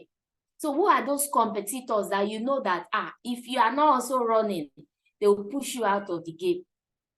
You need to identify them. You need to know where they are. And you need to know what they are doing different that you are not doing. You can also learn from their own mistake to improve your own service or your product. So list how you'll be successful in taking their own share. It might be to make that pie bigger, or fighting off their attempts. So for instance, if you are making a donut now, how much are you selling donut? How much are the other people selling donuts? Can you make your own donut better so that people can buy from you? That is what we mean by competitive edge, competitive analysis. So who are your competitors? Like I have said, so you need to list who your competitors are. Then also list what will differentiate you from your other competitors. What makes you better? Why should I my own house and come and patronize you? Is it, are you your price? Do you have a friendly price? Is it your customer services? Is it your design? Is it that environment, that neat environment? Is it your prompt delivery? Like we mentioned before. So you need to start thinking about your competitors and how you are going to better them. Then your management structures. Who are those doing things in your organization? Who are those making things work for you in your organization? Applying your organization structure, and then tell about the duties of each of your team, the name of the key individuals, the title, the responsibility, then the qualifications. You need to list them in your business plan. And your organizational flow charts. How does your organization operate? For example, the business responsibilities can be like operations, sales and marketing, administration and governance. So you need to outline the business in this fashion to give a clear sense of responsibilities to each people. You might be your own, you might be the only one running your business. But if you are writing your business plan, you won't make it look like you are the only one doing your business. So operations person, there must be a name.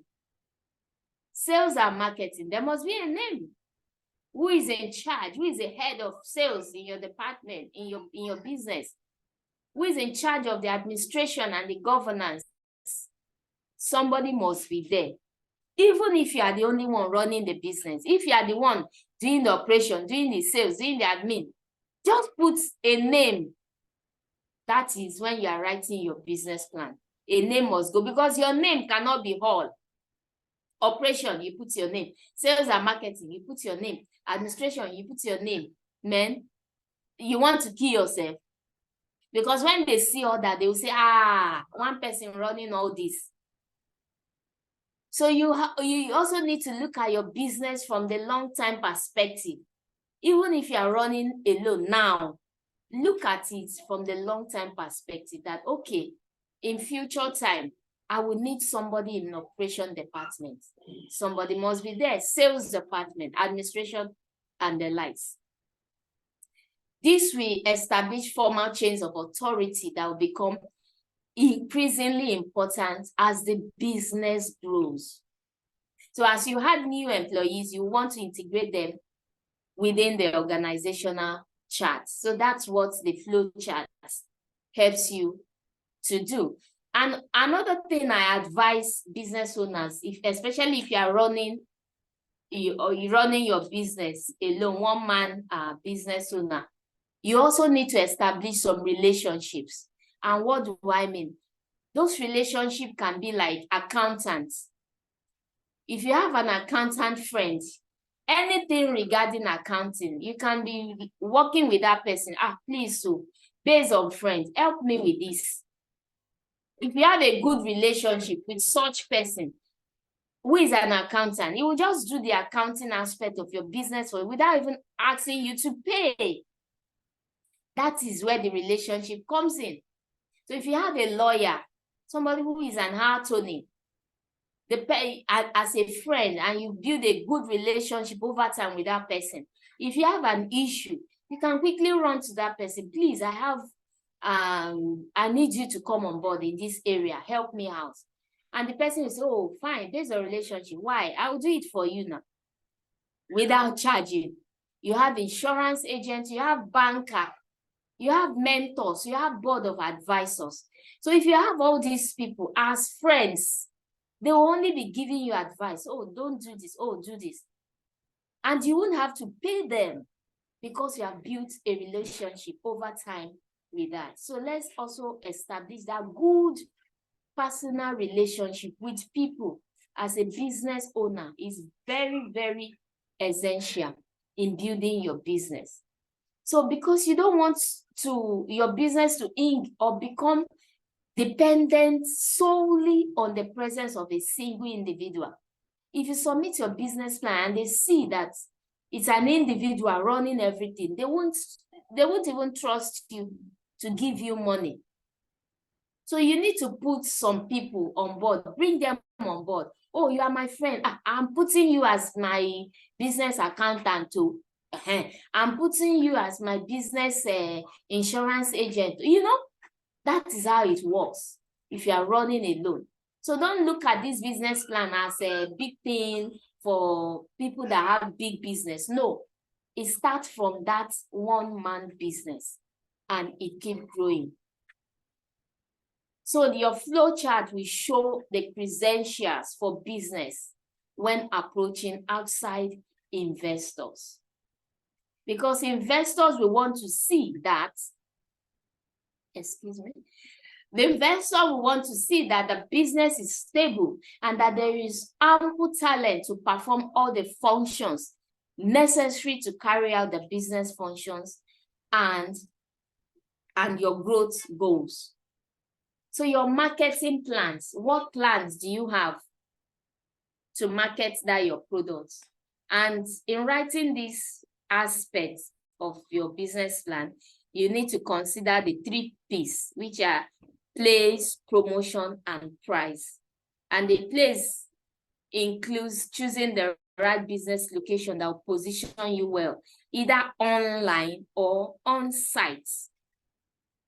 So promotion, what tools do you want to employ in placing your business or your product to your audience? Is it through trade shows, catalogs, television, radio, billboards, direct email, or the use of media-based sources such as pay-per-click, advertising, Google paid adverts, sales site like Amazon or professional service listing sites, social media marketing, Twitter, Instagram, and the likes. So you need to know which one works for you. How do you want to promote your business? You have to list them in your business plan. Then your price, what price will you charge for that product? What price? After the cost of production, have you weighed a price that you can tag to a particular product? Or how do you want to charge? Someone who is into service, what's your service charge? How much do you charge people for providing a service to them, a consulting service to them? What's your price like?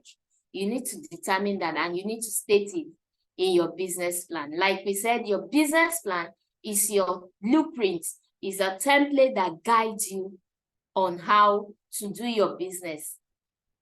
So everything has to be there, written documents. So your sales distribution channels, how do you want to channel, how do you want to distribute your products? How? You need to deliver the value through the means, which means, right? So you need to know your sales distribution strategy. So common method of delivery include internal sales force, internal sales force, maybe using your marketing team to sell for you, or outside sales agent or representatives, or placing in retail stores, establish sales facilities in strategic locations, catalog, website, or telephone order. You need to strategize on how and which works for you. So you list your sales distribution strategies, which may involve multiple channels as regards your marketing efforts to increase your revenue. But as you grow, you will then begin employing less efficient, profitable sales channel in order to reach additional customers. What do I mean in this? Like we dealt in the business model canvas, looking at your cost structures. As you grow in this business, at initial time, maybe you have 10 people doing your work. As you grow and you have understand, you know how many people, how many number of production one person can achieve for you. So you might need to start reducing costs, and to balance, to make sure you are still meeting that your target and still getting that income. So you need to strategize. Then sales forecast. In forecasting your sales, you can begin projecting your sales, and revenue depends upon your volume of sales at a given price. As your business grows, you will be able to expand to additional markets and reach other customer segments. As such, you'll be able to use a sales forecast to project your rate of growth and expected future revenue. So if you are expecting to generate 1 million naira revenue at the end of year 2023, so you need to forecast how you are going to arrive at that figure. And that is when sales forecast comes in. So in this aspect, you are going to state it. Okay, your expected future revenue is 10 million. You will state all how you are going to arrive at that 10 million. Is it in 5 years' time? Is it in 10 years' time? Is it in 3 years' time? Or is it like in a year time, you are going to arrive at that 10 million? You also need to state that. Silas, Ugu, please stop that. So you will want to develop a sales worksheet where you outline your monthly projected sales. You will want to document this research thoroughly in order to justify your projections to potential investors.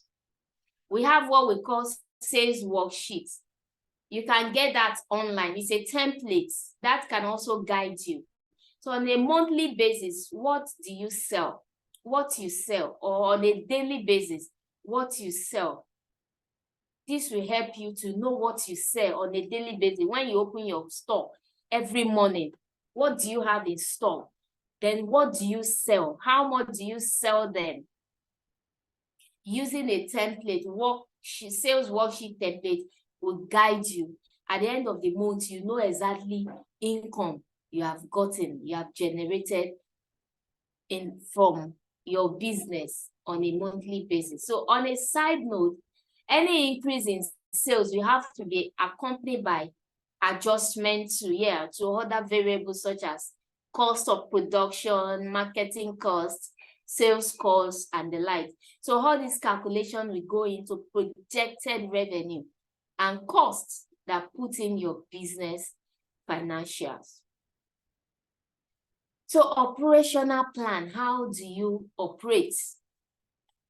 In business model, we talk about your key activities. So here we are looking at your operational plan. So your operational plan are also your activities. So what are your production process?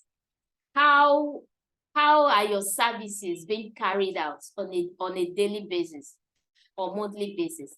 So here you should outline the process of manufacturing your products, how you start. So if you provide a service, you should outline all the moving parts and individual necessary to carry out the service. Provide a general checklist or flowchart for delivering value. This is what the operational plan is just talking about.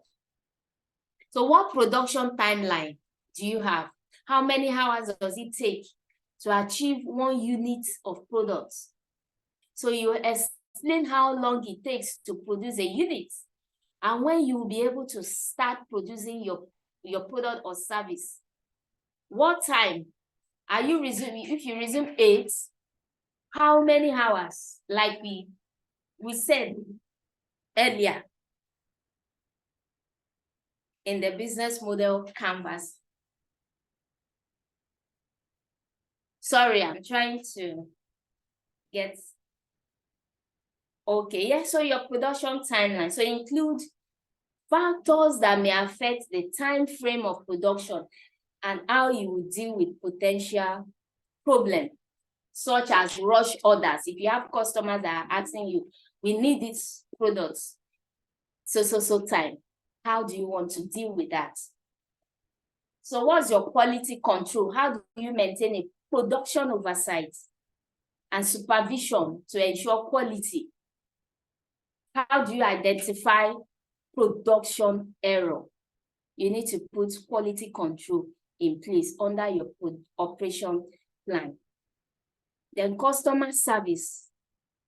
What is the plan for sales communication for your customers? What is your return policies?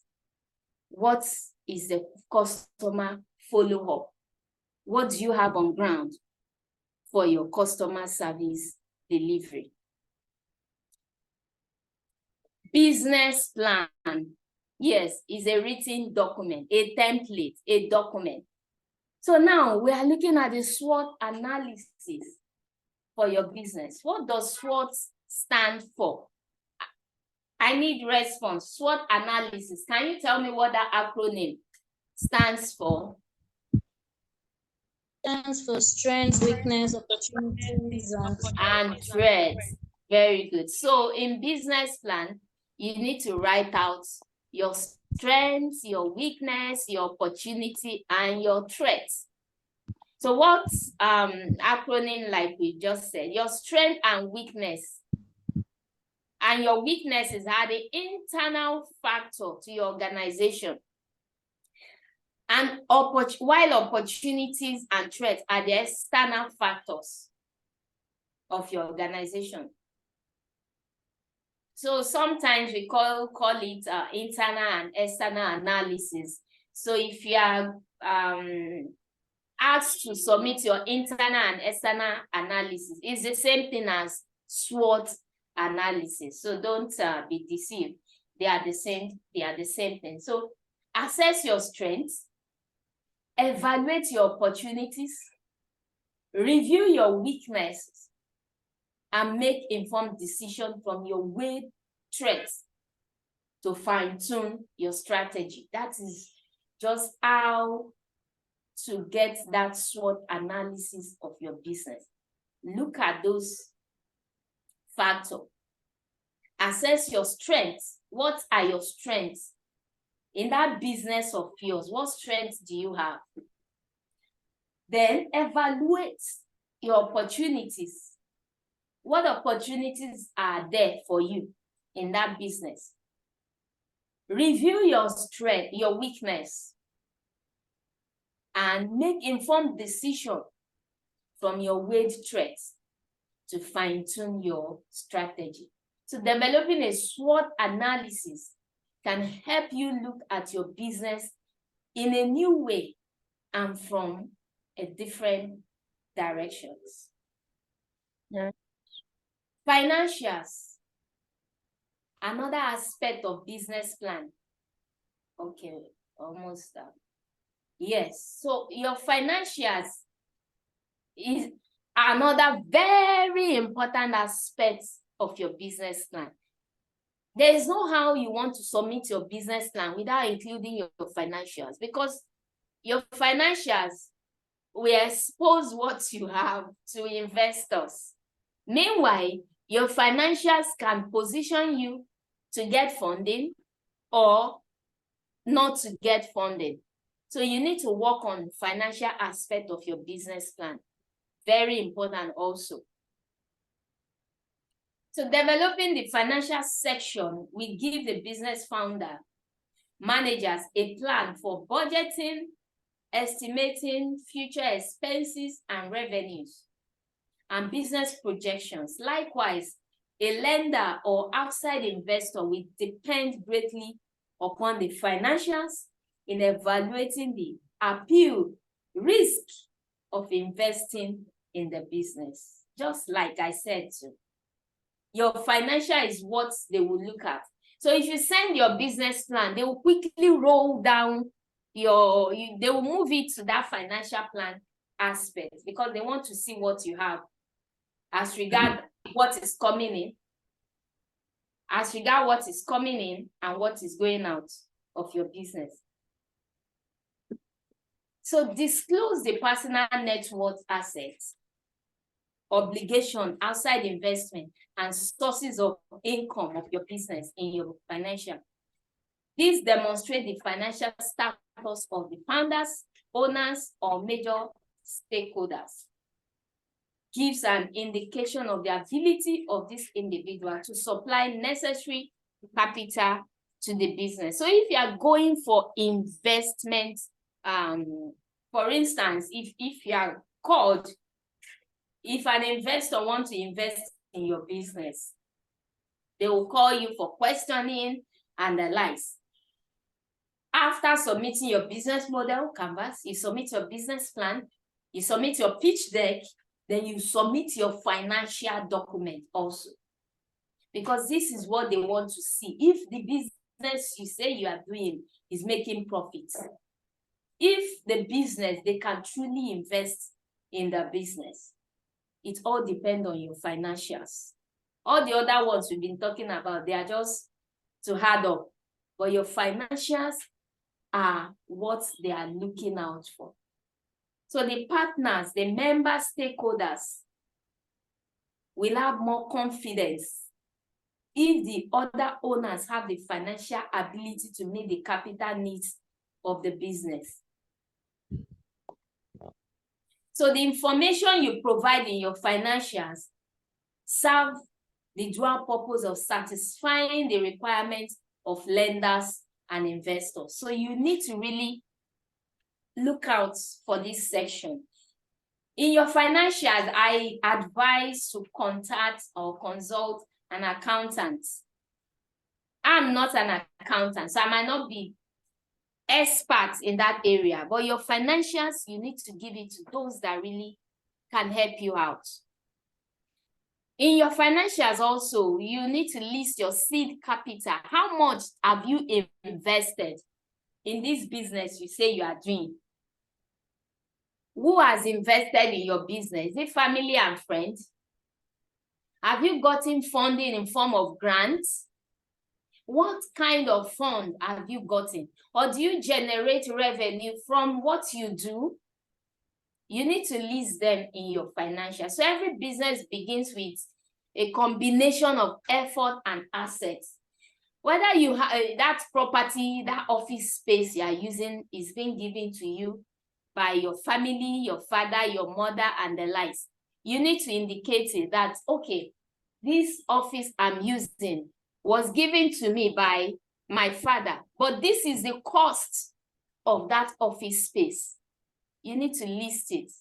So because we know that business are being supported, we have different mode of raising funds for our businesses, which can either be family and friends, saved income, generating revenue from your businesses, your product and the services you offer, raising income from grants, or getting equity funding and the likes. You need to list them in your financial. So the financial plan lays out the entirety of revenue, the expenses, how much you pay to your staff, how much you pay for the office use, whatever you pay, you use on a monthly basis in this your business, to list them. The profit or the loss for the company, or the figures estimated in prior portions of the business plan will come together in your financial plan. So you need to include your 12-month profit and loss projection.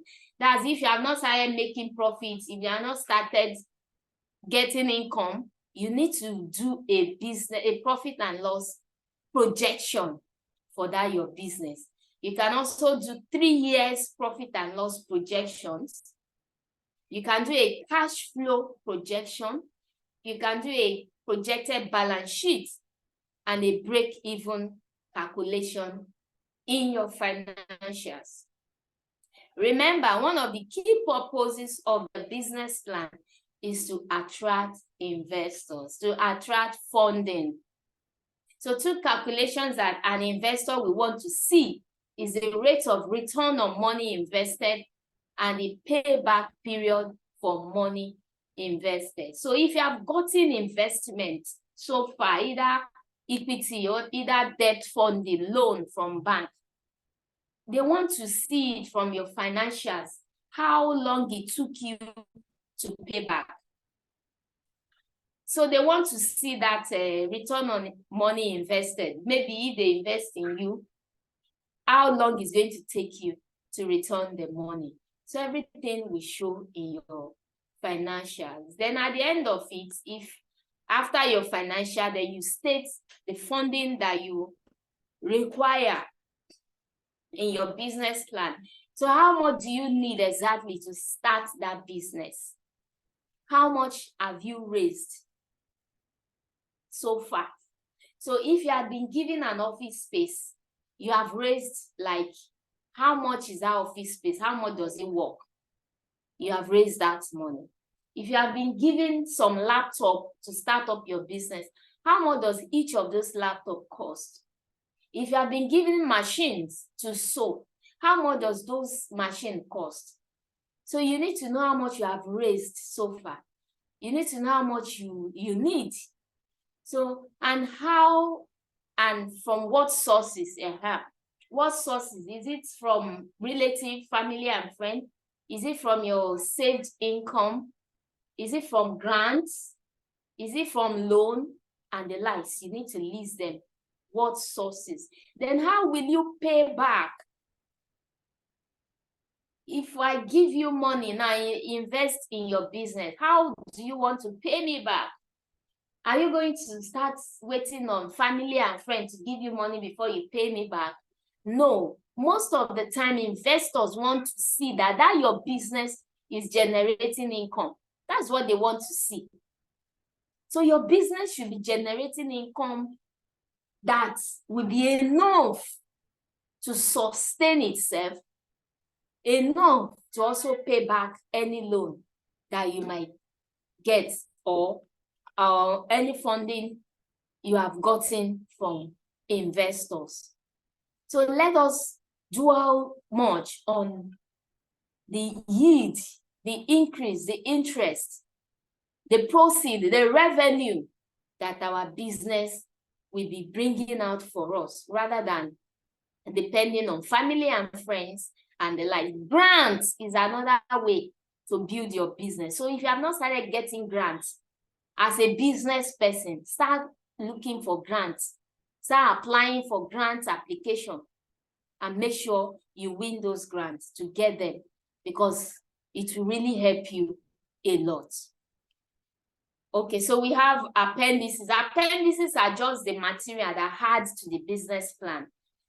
And these appendices are just like the primary and the secondary research that you did, your organizational flow charts, your competitors charts, the list of the key assets that you have, the employee background, that is their resume, their CVs, then the CVs of the business owners, then the building layout. If you have that building layout for your office, you can add it up. Those are the appendices you can add to your business plan. Thank you very much. Any question before? I will take question for, question, because we'll be going for break. But that break, I will leave it for us to go into our breakout section. So that can serve as a break. Then we'll come back to close the session. So break, question before we move. Okay, my question is the business plan. Like question. Yes. Question? What are the maximum? Yes. What are the maximum number of pages that the business plan can be? And then the other one, the model.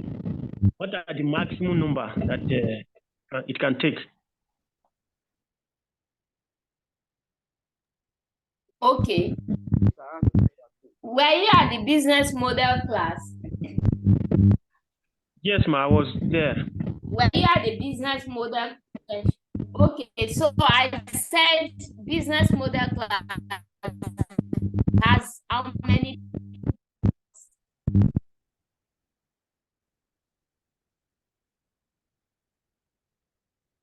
hello, there are how many business models anywhere in the world? How many blocks do you need to have in your business model canvas? It has 9 items. I hear that. 9 items. So anywhere in the world that they have you to submit the business model canvas, those are 9 blocks. They are not more than that. Then for business plan, how many parts of business plan? What matters is what are the organization requesting from you? It's asking you to no more than piece of a business. If you have a comprehensive business plan already, all you just need to do is paste, then edit it and make a 4 pages business plan out from the comprehensive organization. You might also be asked to submit 20 pages for another program. If you already have your comprehensive business plan, copy it and make it 20 pages of a business plan and send it your own the guide with the template I shared. Whatever you then have business plan. From that one is what you'll be using to copy out and doing you to start a business. Is that a Yes, ma'am. So I won't come and tell you business plan is plan for BOI, Bank of Industry. It has to be 48 to 50 pages. If it's not 50 and nothing, they won't take your business. That's what I'm saying. So meanwhile, Tony Elelu program will ask you to submit 4 pages. So you can see the difference. The organization is what matters in this place. So even as much as you 50 pages, have it, keep it. When you have the one that is lesser, just copy the important question that they ask and answer and submit it to them. That is just it. Okay. Have I answered your question? Yes, Gospel Akano. Yes, ma'am. Have I answered your question? Yes, ma'am. It's Victor. You've answered my question, ma'am. Thank you. All right. So, Gospel, I'm seeing you raise your hand. You go to a break room. It's 1:30. We'll go back to our breakout room and come back by 2 to close the class. To end this day. Okay, please. I have a question, please. Go on, please. Okay, yes, please. My question is concerning this business plan in relation to investors. There's a situation that I personally am aware of. So that's why I'm asking this question, just so that we can have some bit of understanding on how we can manage such situation. Okay, in a case where a business owner shares a business plan with an investor because he or she believes that this person is capable of funding this business and all that, or investing in the business and getting whatever profits the person is going to get out of it too. In some cases, some investors now, sometimes they turn down those applications for maybe investments and grants or something like that. But some of them, sometimes they now go behind the back of these small business owners that either pitch their businesses and as well submit their business plan, and they now use the information now to start something that same kind of business. So how do we protect our business information when we also submit our business plan? And it's just like you're out there putting everything about your business out to somebody. Now the person does not invest in your business. The person has information about your business. The person has the money, has every of the opportunities. Now this person sees it as, oh, an easy way of getting an idea for a business. And this person starts that same business. And you later see it that, oh, this thing that this person is doing is exactly this, my business plan that I shared with this person, as in every aspect of, they're asking you questions, you answer them, they ask you how you would handle some situations, you answer them because you are passionate about your business and you want to get investments from them or something, but they tell you no, because they'll tell you maybe they have a particular number of people they want to pick or something. But you now see that one of those investors starts a business exactly after the order of what you submitted to them. Like this person is literally doing your business because the person has the money. So how do we protect our business information and our intellectual property when we are also submitting business plans? So yes. Thank you for that question. So my advice is this: before you submit your business plan to any investor or for any program, you need to research who that person is. Who are you sending your business plan to? For instance, I know that we have some organization that asks some of us to review application. Now, if you submit your business to organization like Melu Foundation, Tony Melu doesn't have the time to check your business plan. The staff of Tony Melu said they give it to an independent body, organization that don't even know you. So they give applications from Nigeria to another organization that is not in Nigeria. I reviewed an application recently and they sent me applications from Rwanda, and I'm a Nigerian. So they do that so that, one, we are not favoring anybody. You know, if I review an application from Nigeria, you might say, oh, I'm favoring this person, I'm also in Nigeria. Me application. So organizations like that how to do, they have the money, they can pay independent organization and reviewers to review application. You don't need to be worried on till you are there. We have a lot of, talking from experience, we have a lot of application we reviewing, also rushing review and go. So at the end of the time to start saying, I want this person idea, I want to look at this person. You have play applications of good applications. So how many ideas does people like that want to steal? So now look at the organization you are sending your business plans to. That's one. If you are sending your business plan to maybe people that are just coming up, maybe one person, one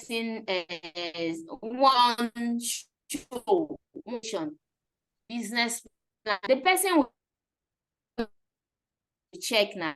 The only ones who read and read, and when they see good thing from that, is one man sending to big organizations like that they run, nobody has it. So look at sending your business plan to. Then another thing is, you can never, if same business information to 5 people, but it's the same business. So you need to do your own work to get to that level of plan.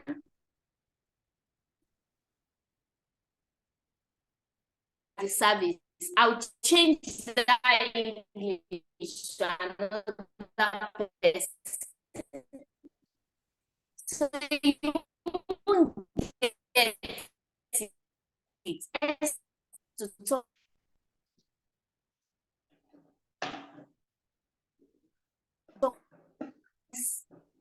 We are sending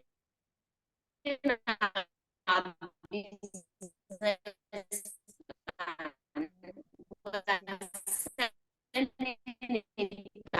it's a document so by the next you are submitting a fresh application. They don't have the record of the past application. Do your own diligence. You can some information and you also need to research on where you are sending. We want to go. I want to make sure I give you enough time to or today.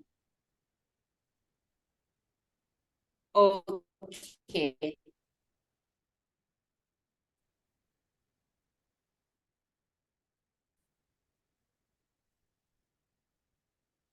And yeah, please.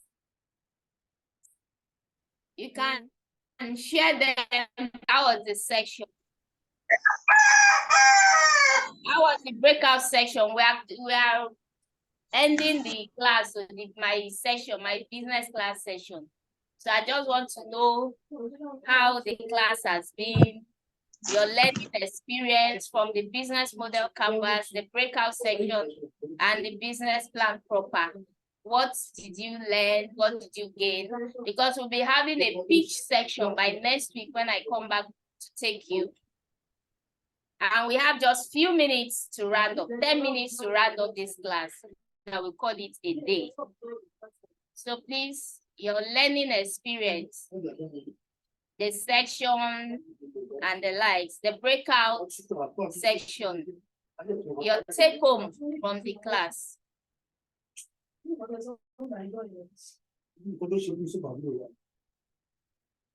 Hello. No response. No response from participants. We are here. Actually, we're trying to fill attendance. I think maybe that is what everybody is trying to do. Yes, I asked the question. What's your take home from the section so far? The business model class, the breakout session, then the business plan class itself.